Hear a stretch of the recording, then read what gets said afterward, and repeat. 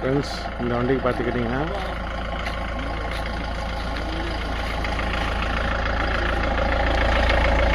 ரூப்ஸ் ஹாரன்லேயே ARR controller கொடுத்து அடிக்கிற மாதிரி செட் பண்ணியிருக்கோம்.